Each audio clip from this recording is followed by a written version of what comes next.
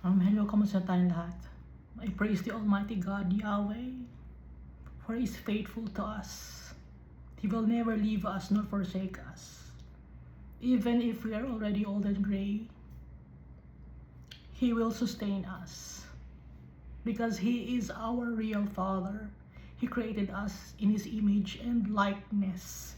And so we are important in His eyes. We are the apple of His eyes. Nakalagay yun sa Bible, no? Dito sa Old Covenant.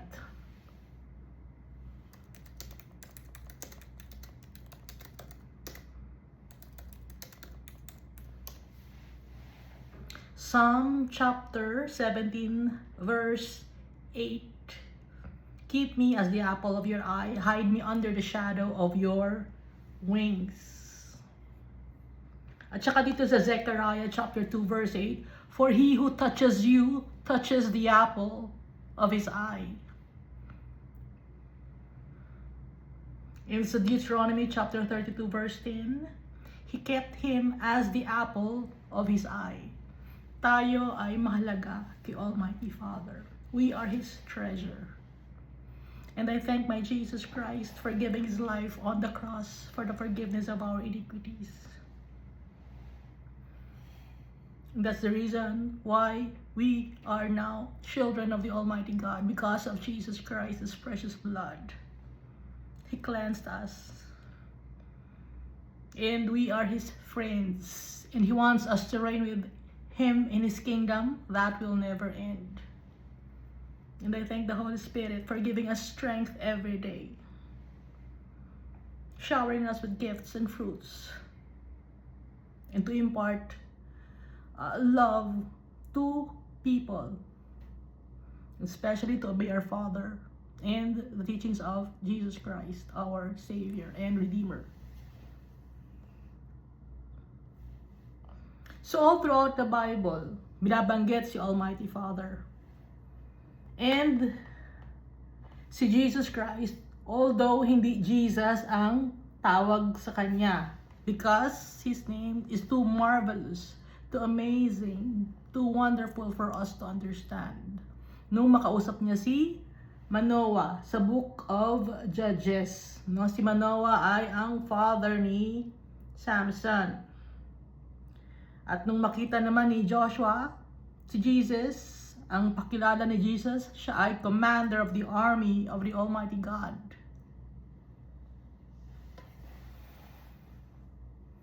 At nakita rin siya ni Abraham.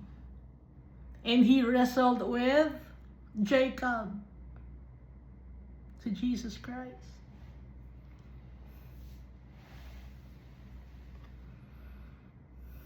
So no doubt about it that Jesus Christ is the Son of the Holy God. And He gave His life for us. And the blood of Jesus, its power is forever. It will never lose its power. And if we pray to our Father, we must use the name of Jesus Christ, because the name of Jesus Christ is also powerful.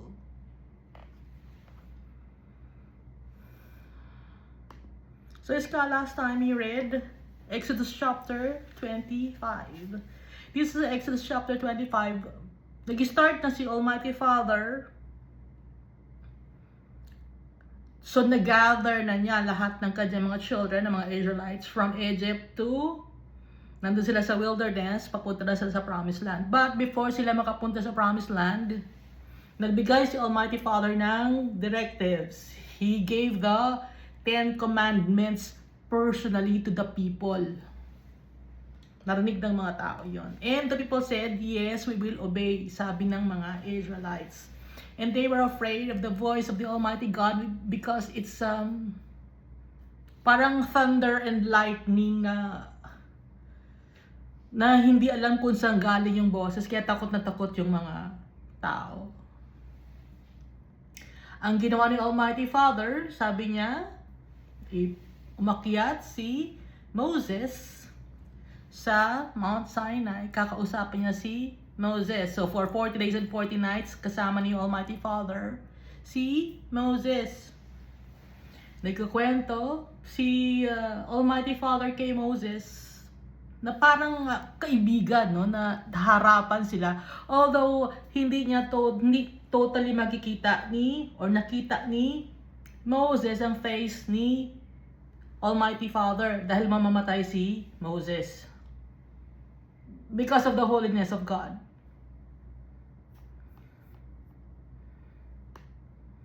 So, pinakita ni Almighty Father ang vision kay Moses kung ano ang tabernacle, kung ano yung Ark of the Covenant, kung anong ilalagay doon, yung design, ipinakita sa vision ni Almighty Father.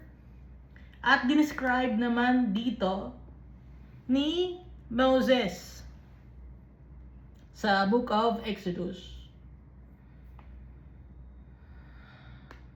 So yung Ark of the Covenant, merong cherubim doon, 2 lang instead of 4, no? Kasi nga it's a replica or a representation of what's in heaven. Sample lang, just a little bit of sample of what's in heaven, just a taste of heaven.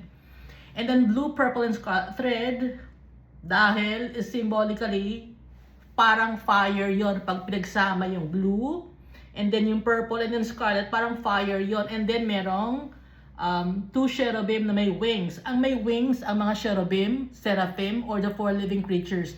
Ang mga angels, wala silang wings, no? At goat's hair ang kailangan. So itong mga bagay na ito, mga ginto, galing ito sa plunder ng mga Israelites from the Egyptians dahil before the Almighty Father saved the Israelites, He ordered the Israelites to plunder the Egyptians. Kaya meron silang dala-dala na gold, silver, and bronze at mga magagandang treasure. Dahil may purpose si Almighty Father. And then, kailangan din niya ng ram skins na dyed red. Badger skin. Bakit badger skin? Dahil yung badger skin, it's stretchable. At saka, hindi siya nakakagat ng hayop. No? It's rubbery ang dating. Kaya matibay. And then, acacia wood, merong antibacterial property ang acacia wood. Hindi siya basta-basta nabubulok. At hindi basta-basta naaanay. And then yung oil, galing yun syempre sa olive fruit. And then onyx stones.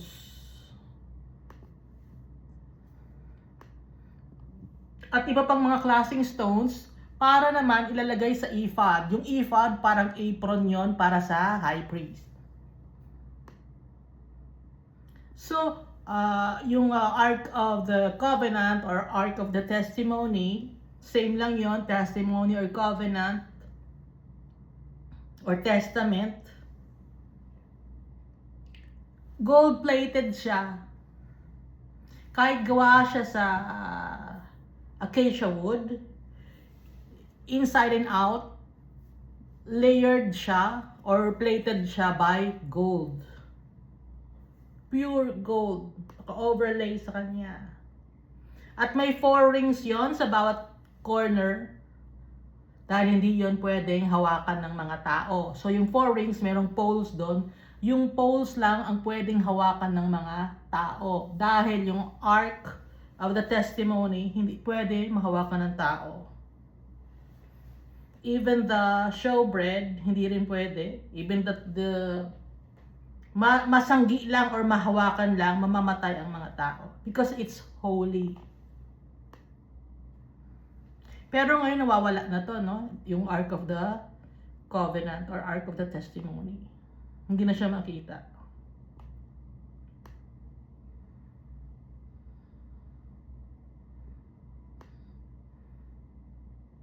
At saka meron ding lampstand. Yung lampstand parang menorah. Or menorah yun ang tawag sa Hebrew eh. Isa siyang lampstand, tapos meron siyang 7 na receptacles. yon ay nilalagyan ng oil para doon magkaroon ng fire. Para magsisindi ng fire. Dahil wala namang kandila nun.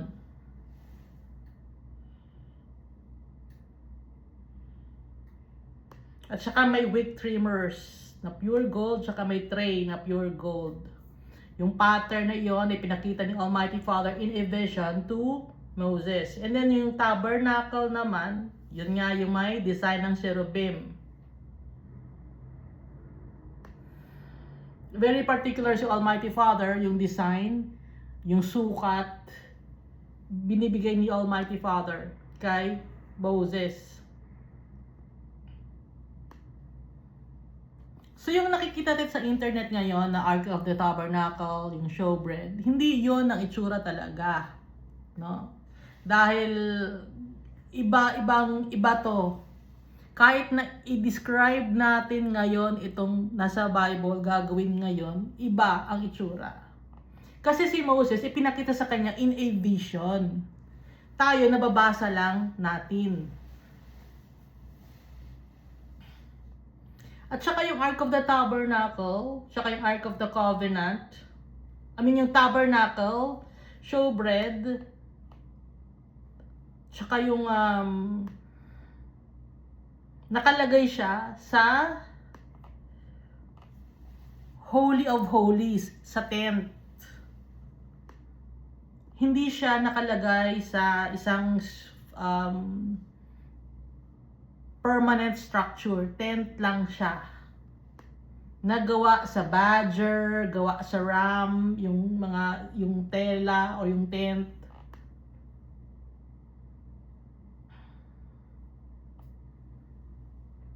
Yung mga poles, gawa sa acacia wood.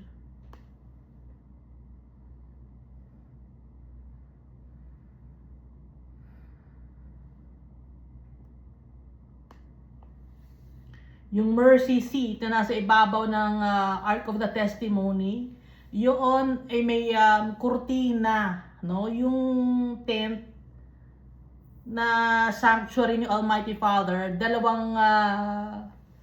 parang dalawang kwarto. Merong mas kaloob-looban pa nun. Yung tawag sa loob na yun ay Most Holy or Holy of Holies. Doon sa kaloob-looban, dahil yung isang tent na yon may hati ng kortina sa gitna, yung pinakaloob nun, Most Holy of Holies. Doon nakalagay yung Ark of the Testimony or Ark of the Covenant.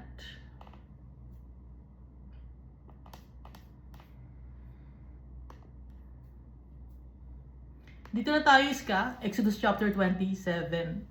Altar of burnt offering. So may altar din para sa pag-offer ng mga animals. Ngayon, hindi na natin kailangan pa ng altar to offer animals dahil si Jesus na yung offering. Once and for all. Sinakop na ni Jesus.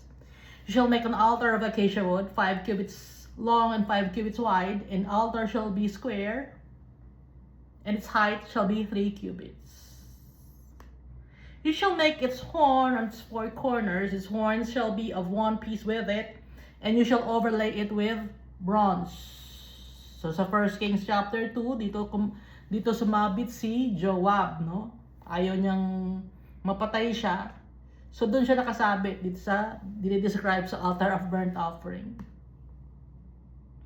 Also, you shall make its pans to receive its ashes, and its shovels, and its basins, and its forks, and its fire pans. You shall make it all its utensils of bronze.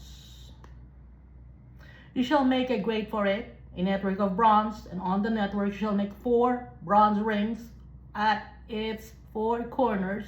You shall put it under the rim of the altar beneath, that the network may be midway up the altar. And you shall make poles for the altar, poles of acacia wood again, and overlay them with bronze.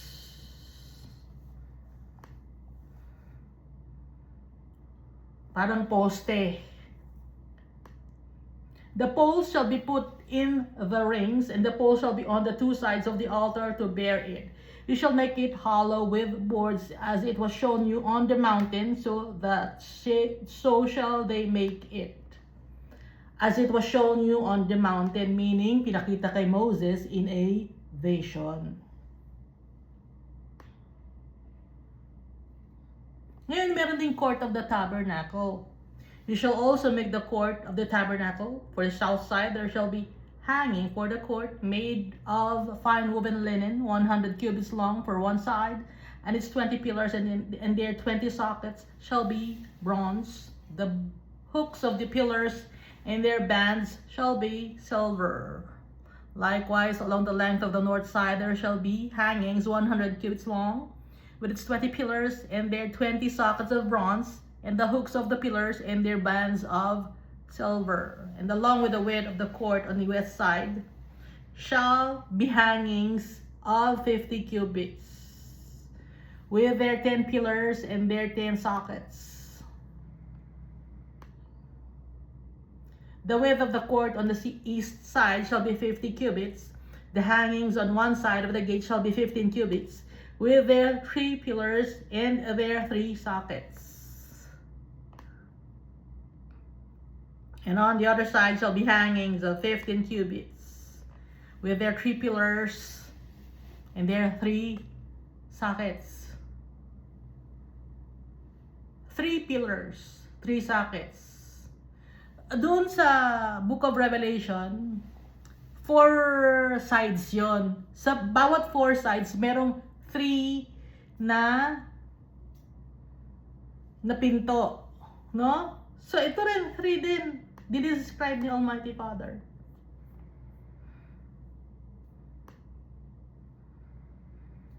Kasi yung sa Book of Revelation, 3 doors yon or 3 gates. Bawat isang side may 3 gates. Ito may 3 pillars bawat isang side. For the gate of the court, there shall be a screen 20 cubits long, woven of blue, purple, and scarlet thread, in the fine woven linen made by a weaver. It shall have 4 pillars and 4 sockets. Bakit 4? Para balance.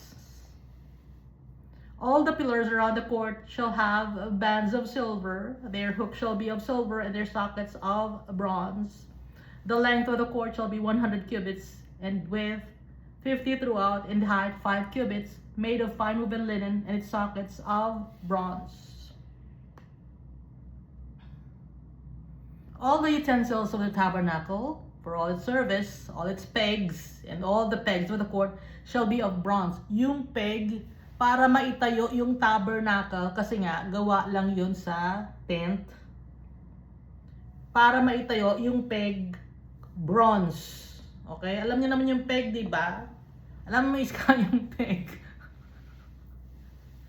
Yung peg, parang ano yun, pinupukpok yun sa semento, sa lupa, para nakatayo yung tent, made of bronze. And you shall command the children of Israel that they bring you pure oil of pressed olives for light, to cause the lamp to burn continually. Laging may ilaw. Walang kuryente nun. Walang kandila. Ano ang ginagamit nilang light? Yung oil ng olive. In the tabernacle of meeting, outside the veil, which is before the testimony, Aaron and his sons shall tend it. From evening until morning before the Lord, it shall be a statute forever to their generations on behalf of the children of Israel. So si Aaron at saka yung kanyang mga anak ang inatasan ni Almighty Father na maging priests. Dahil lahi sila ni Levi. Dito tayo, Exodus chapter 28.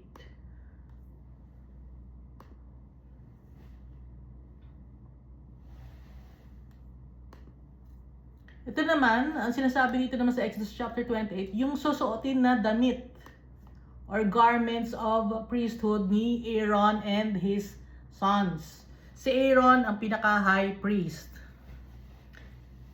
Exodus chapter 28, now take Aaron your brother and his sons with him from among the children of Israel, that he may minister to me as priest. Aaron and Aaron's sons, Nadab, Abihu, Eleazar, and Ithamar. Alam natin na itong si Nadab and Abihu, pinatay ito ni Almighty Father, pero buhay pa sila nung time na to. And you shall make holy garments for Aaron, your brother, for glory and for beauty. Dahil dapat, pag nakaharap kay Almighty Father, yung kanyang mga priest, maayos, decente, presentable. Yung kanyang mga lingkod. Ngayon dapat tayo presentable kay Almighty Father. Hindi man maganda ang damit natin, pero dapat malinis ang puso natin. For us to be presentable, paano? Si Jesus Christ. He is holy. Didikit tayo kay Jesus Christ. For glory and for beauty. No? Kay Jesus Christ na tayo didikit. Hindi na natin kailangan pa ng mga high priest. Dahil si Jesus Christ na ang high priest. In the order of Melchizedek. Si Jesus Christ ang high priest. Walang representative si Jesus Christ. Si Jesus Christ ang representative ni Almighty Father. Hindi na kailangan ni Jesus Christ ang representative because Jesus Christ is alive. Verse 3, so you shall speak to all who are gifted artisans, whom I have filled with the spirit of wisdom. So kung meron tayong wisdom and knowledge, galing ka lahat yun kay Almighty Father. Gifted artisans. Binigay yun, regalo niya. Whom I have filled with the spirit of wisdom. Regalo ni Almighty Father. Hindi ba natin hingin, bigay niya sa atin. At kung bigay niya sa atin, pwede rin niyang bawiin yon.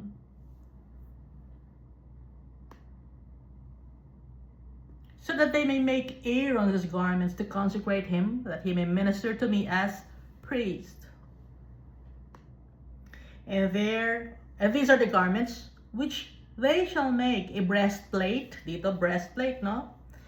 An ephod or ornamented vest, a robe, a skillful woven tunic, a turban, and a sash. May sash pa, may turban pa sa ulo, may robe pa, may ephod na parang apron, tapos may breastplate pa.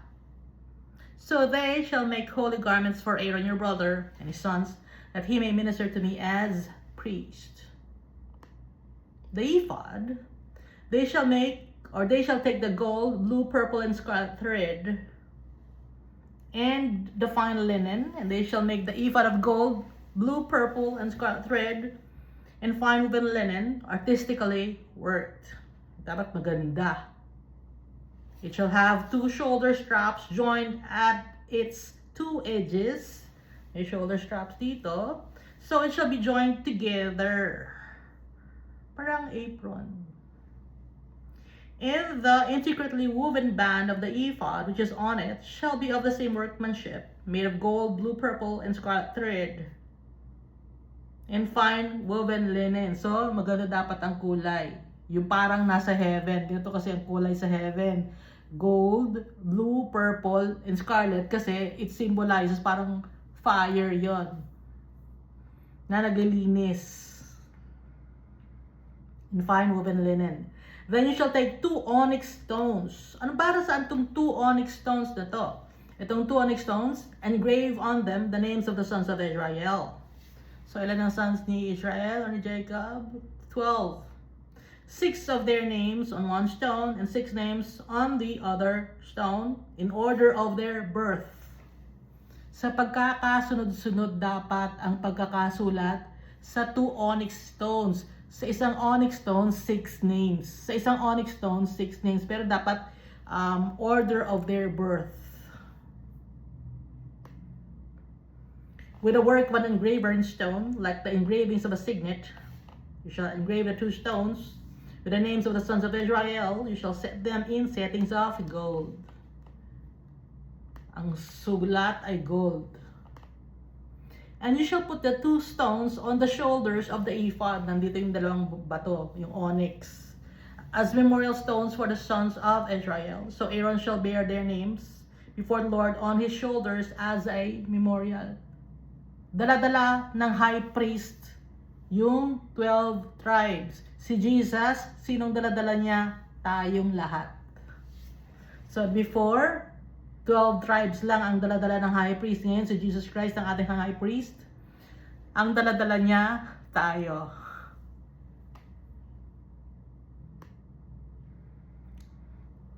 So you shall also make settings of gold, and you shall make 2 chains of pure gold like braided cords, and fasten the braided chains to the settings. And then it's verse 15, it's the breastplate. You shall make the breastplate of judgment, artistically woven according to the workmanship of the ephod. You shall make it of gold, blue, purple, and scarlet thread, and fine woven linen. You shall make it. Yung pagkakasunod-sunod ng mga anak, no, sabi ni Almighty Father, dapat by order of birth. So, una si Reuben, Simeon, Levi, Judah, Dan, Naphtali, Gad, Asher, Issachar, Zebulun, Joseph, and then Benjamin. Yan kasi ang pagkakasunod-sunod ng anak, no, na nakalagay sa 2 onyx stones. Verse 16, it shall be doubled into a square, a span shall be its length, and a span shall be its width. And shall put settings of stones in it, 4 rows of stones, 4 rows of stones, 4, 4, 4. Kasi 12 yon. The first row shall be a ruby or sardius, a topaz, and an emerald. This shall be the first row. Sardius, topaz. Paano ba ang row? Ganyan? Or column? Ganyan, column. Ganyan ang row. Sardius, topaz, emerald. Second row shall be turquoise, sapphire, and diamond. The third row shall be amber or jacinth, agate, and amethyst. And then the fourth row, beryl, onyx or carnelian, and a jasper. So 12 stones yon, representing the 12 tribes of Israel. They shall be set in gold settings. Parang sa Book of Revelation, merong 12 stones din sa Book of Revelation, di ba? Iska, di ba? Ano? Ha? Iska? Sa Book of Revelation, no? Kaya nga magkadugtong. Ha? Magkadugtong. Kahit Book of Exodus to, pangilang book to? Pangalawang book to. And then yung Book of Revelation, sa dulon-dulo, kadugtong. And the stone shall have the names of the sons of Israel, 12 according to their names, like the engravings of a signet, each one with its own name. They shall be according to the 12 tribes. You shall make chains for the breastplate at the end, like braided cords of pure gold. And you shall make 2 rings of gold for a breastplate, and put the 2 rings on the 2 ends of the breastplate. Then you shall put the 2 braided chains of gold, the 2 rings which are on the ends of the breastplate. So pag may breastplate dito, may tali. May butas, tas may tali para maisuot ng high priest. And the other 2 ends of the 2 braided chains you shall fasten to the 2 settings and put them on the shoulder straps of the ephod in the front. So pinagsama na yung breastplate tsaka yung ephod. So ano ito yung breastplate and then yung ephod. You shall make 2 rings of gold and put them on the 2 ends of the breastplate, on the edge of it, which is on the inner side of the ephod. And the 2 other rings of gold you shall make and put them on the 2 shoulder straps underneath the ephod toward its front, right at the seam above the intricately woven band of ephod. No? Intricately. Intricately. Ibig sabihin, magandang-maganda ang pagkaka-woven. Pagkakatahi, pagkaka-weave.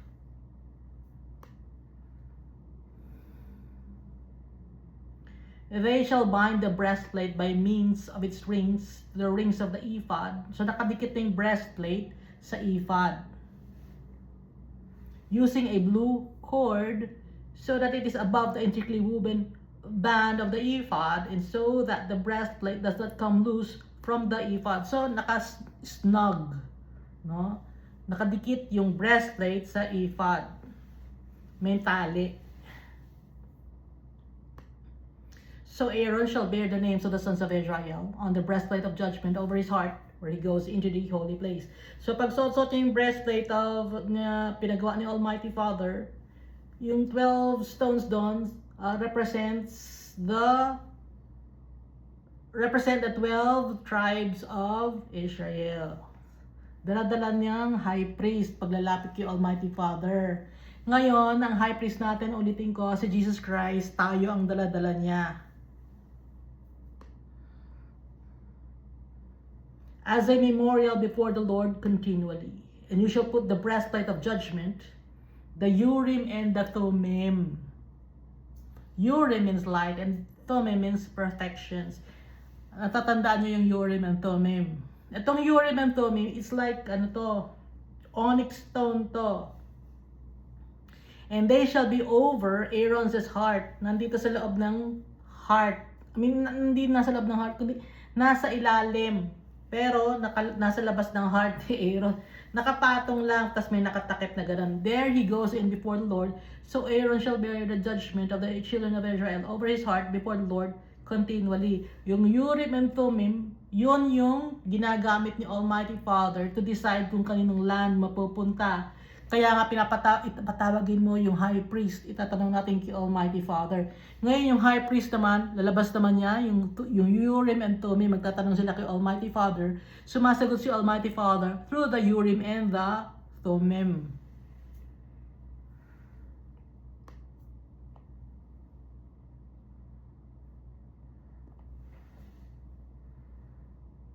Hindi kasi na didinig pa nila yung salita ng Diyos, yung you will hear a voice behind your ear. Hindi pa sila aware doon.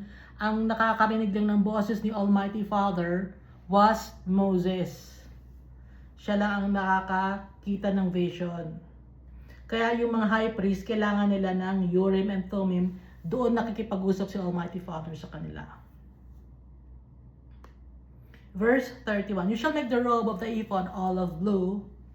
There shall be an opening for his head in the middle of it. It shall have a woven binding all around its opening, like the opening in a coat of mail, so that it does not tear. And upon its hem you shall make pomegranates of blue, may design na pomegranates na kulay blue, purple and scarlet all around its hem, and the bells of gold between them all around. May bell din, yung dulo ng damit. A golden bell and a pomegranate upon the hem of the robe all around. And it shall be upon Aaron when he ministers, and its sound will be heard when he goes into the holy temple before the Lord when he comes out, that he may not die. Para hindi mamatay si Aaron, kailangan ng bell.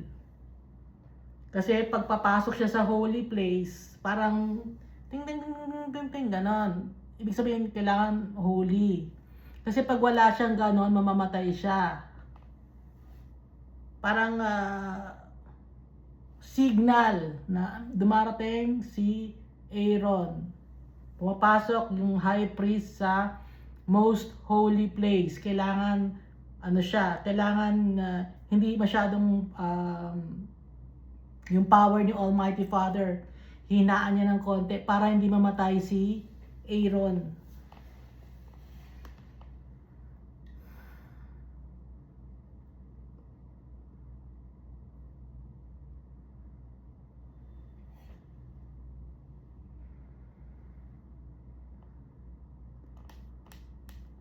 Verse 36, you shall also make a plate of pure gold and engrave on it, like the engraving of a signet, holiness to the Lord ang nakalagay. Sa plate of pure gold, may naka-engrave doon. Holiness to the Lord. And you shall put it on a blue cord, that it may be on the turban.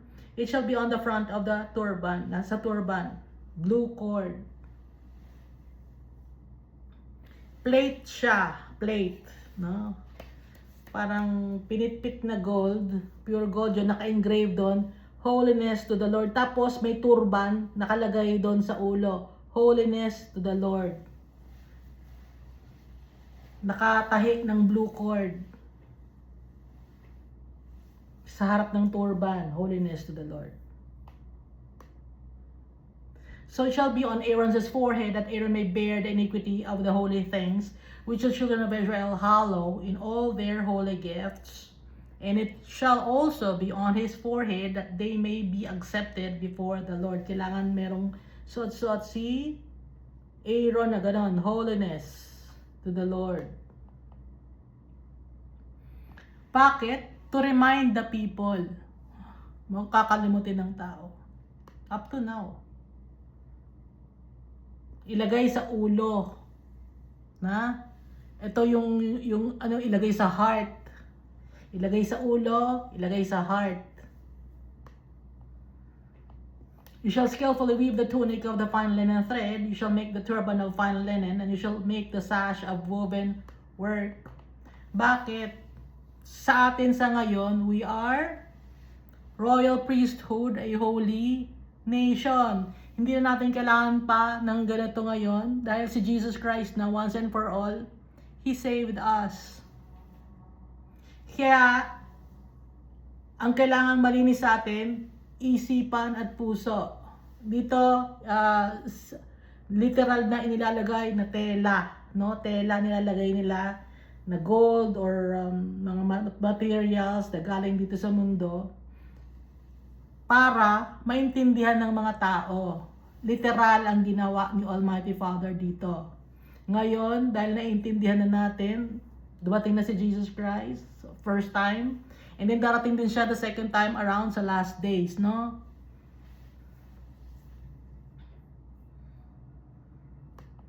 Pag sinasabi kong dumating na si Jesus, ibig sabihin ipinanganak na si Jesus. Pero hindi pa siya dumarating ng second time around, yung sa Book of Revelation. Ha? Kina-clarify ko lang, baka sabi, ay dumating na ba si Jesus? Hindi pa siya dumating to judge the people. Dumating lang siya to heal the sick, to save us from our iniquities. Hindi pa siya dumarating to judge the people. Okay?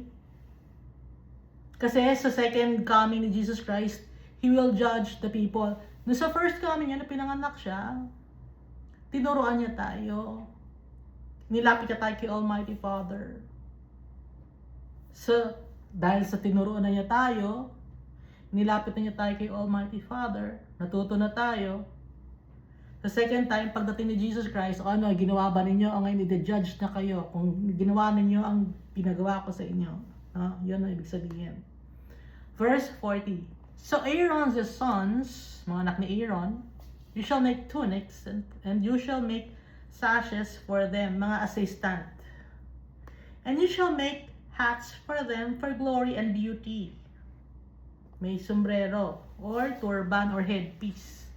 So you shall put them on Aaron your brother and on his sons with him. Yung tunic, yung turban, hindi yung korteng triangle na ganun ha. Walang sinasabing korteng triangle. Turban lang to na headpiece ha. Hindi korteng triangle, hindi korteng bibig ng isda.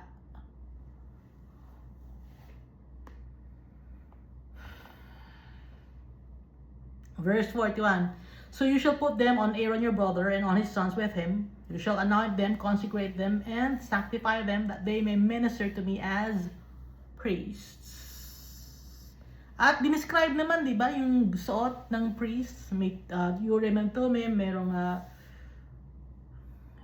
ephod. So iba ang suot ng ibang mga tao, no? Iba ang nakalagay sa Bible. Ha? Ang susundin natin dito sa Bible. Verse 42, and you shall make for them linen trousers. At, ulitin ko, ang high priest natin, si Jesus Christ, hindi na natin kailangan pa ng priest dahil si Jesus Christ na ang ating high priest. Siya na rin ang sacrificial lamb. Siya na rin ang magsisave sa atin all in one. Sinakop na lahat ni Jesus Christ. King of Kings and Lord of Lords. Lahat na si Jesus Christ. Kaya nga, sinabi niya kay Manoah, kahit sabihin ko ang pangalan ko sa iyo, it's too wonderful for you to understand. It's too amazing, too awesome for people to understand the name of Jesus. Kasi sakop na nga ni Jesus lahat. Siya ang binadala sa atin ng tatay natin, si Almighty God. Verse 42, and you shall make for them linen trousers to cover their nakedness, and they shall reach from the waist to the thighs. So meron silang linen trousers, parang shorts to, galing bewang hanggang hita. Kasi hindi naman kasi uso nun yung shorts, dahil ang damit nila ay diretso lang. Okay? Diretso lang na robe, tapos meron silang damit sa loob na diretso lang din. Hindi uso nun yung underwear. So pinagawa sila ni Almighty Father ng underwear to cover their nakedness. They shall reach from the waist to the thigh. To the thighs.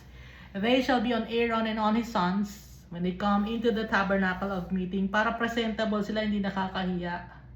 That's the Almighty Father, He is holy. Or when they come near the altar to minister in the holy place, that they do not incur iniquity and die. It shall be a statute forever to him and his descendants after him. Kaya nga ang napili ni Almighty Father, si Aaron, yung kanyang lineage, sila ang high priest, sa kanya manggagaling yung mga priests. Pero hindi lahat ng mga Levites or Levites ay mga priests, no? Pero ang lahat ng mga priests ay Levites nung time sa Old Covenant.